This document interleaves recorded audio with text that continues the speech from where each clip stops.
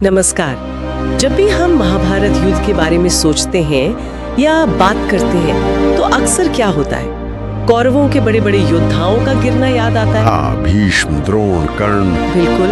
और पांडव पक्ष से देखे तो लगता है जैसे सिर्फ अभिमन्यु का बलिदान ही सबसे बड़ा था। हाँ, ये एक आम धारणा बन गई है, जैसे कि पांडवों ने बस एक ही मुख्य योद्धा खोया हो जीत की राह में। लेकिन क्या ये सच है?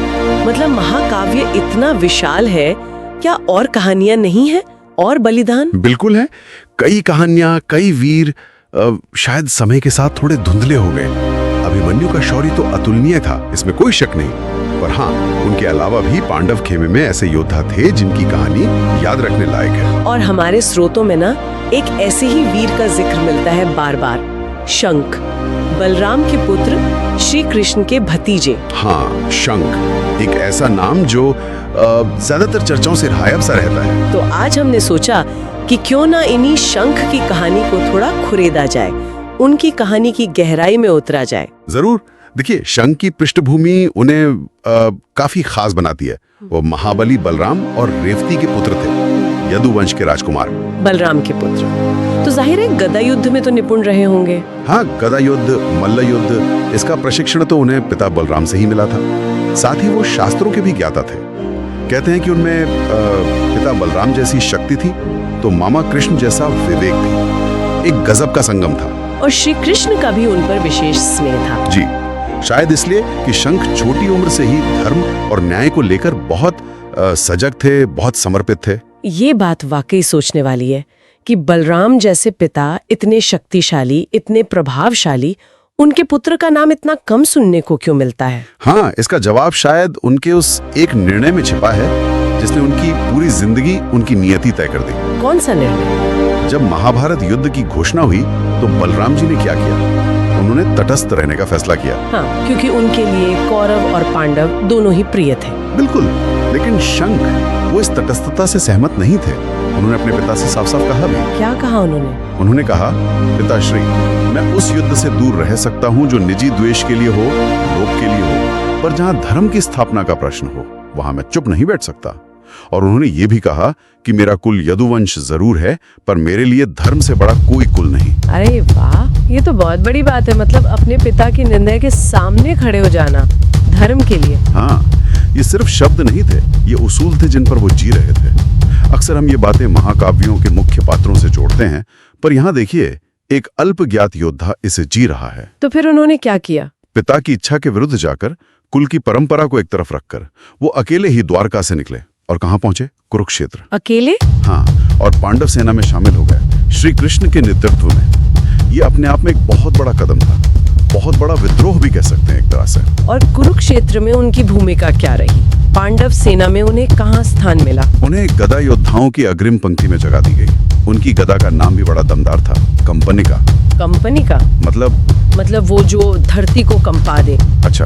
वो अक्सर सात्यकी और भीम जैसे महारथियों के साथ लड़ते थे, और खास तौर पर उन्हें उन मोर्चों पर भेजा जाता था जहां सीधी टक्कर की जरूरत हो, मल्ल युद्ध या गदा युद्ध के, जहां दुश्मन का व्यू भेद ना हो।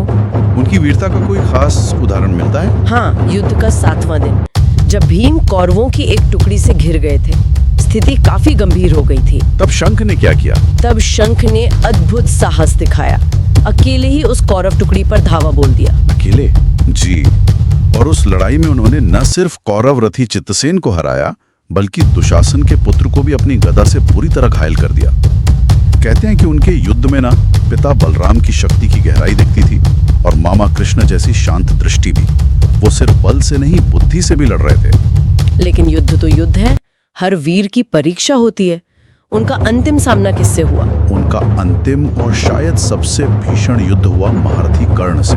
कर्ण से? हाँ, दोनों के बीच जबरदस्त लड़ाई हुई। कहते हैं कि कर्ण ने भी शंख की कम उम्र में ऐसी वीरता देखकर उनकी तारीफ की थी।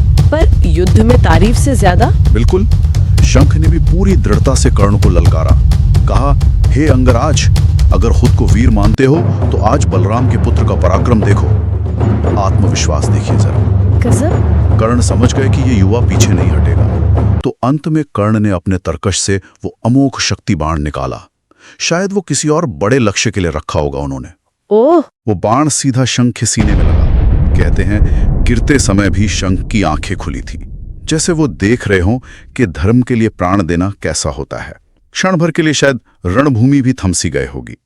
और जब ये दुखद खबर द्वारका पहुंची होगी बलराम जी तक, हाँ, उनकी क्या प्रतिक्रिया थी इस सोच कर ही? हाँ, ये क्षण बहुत मार्मिक बताया जाता है। बलराम जी ने पुत्र शोक में आंसू नहीं बहाए।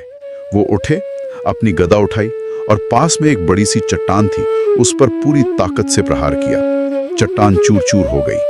और उन्होंने कुछ कहा? उनके मुंह से बस इतना निकला, मैंने पुत्र नहीं खोया, मैंने धर्म का एक सच्चा सैनिक पाया है। ओह! और ये भी कहते हैं कि इस घटना के बाद बलराम जी ने फिर कभी शस्त्र न उठाने की कसम खा ली। पुत्र का बलिदान उनके लिए निजी क्षति से कहीं बढ़कर धर्म के यज्ञ में एक आहुति बन गया। उनकी मृत्यु और फिर बलराम जी की ये प्रतिक्रिया ये सोचने पर मजबूर करती है कि शंख जैसे योद्धाओं का आखिर महत्व क्या है। क्यों याद रखें हम उन्हें? उन्हें याद रखना इसलिए जरूरी है क्योंकि उन्होंने व्यक्तिगत रिश्तों, कुल की परंपराओं, यहाँ तक कि पिता की इच्छा, सबसे ऊपर धर्म और न्याय को रखा। उन्होंने प्रसिद्धि की चाह नहीं की, यश नहीं मांगा, बस उस पक्ष के लिए जीवन दे दिया जिसे वो सही मानते थे। ये एक तरह से निष्काम कर्म का बहुत शक्तिशाली उदाहरण है। तो शंख की कहानी भले ही मुख्य धारा की कहानियों में उतनी न उभरी हो, पर ये धर्म और कर्तव्य के लिए जो अनगिनत बलिदान हुए हैं उनका प्रतीक है। बिल्कुल, शंख जैसे जो गुमनाम नायक है ना, उनकी कहानियां हमें वीरता को, स्मृति को और इतिहास कैसे लिखा जाता है इसके जो स्थापित पैमाने हैं उन पर सवाल उठाने को उकसाती है। क्या इतिहास सिर्फ विजेताओं का होता है या सिर्फ सबसे प्रसिद्ध लोगों का? और ये हमें इस सोच के साथ छोड़ जाता है कि हमारे इतने विशाल महाकाव्यों में, इतिहास के अंधेरे कोनों में ऐसी कितनी और अनकही, अनसुनी कहानियां छिपी होंगी जो बस इंतजार कर रही हैं कि कोई उन्हें खोजे और हमारी समझ को और गहरा करे। संभव है कि असली इतिहास शायद इन्हीं भूली बिसरी कहानियों में ही बसता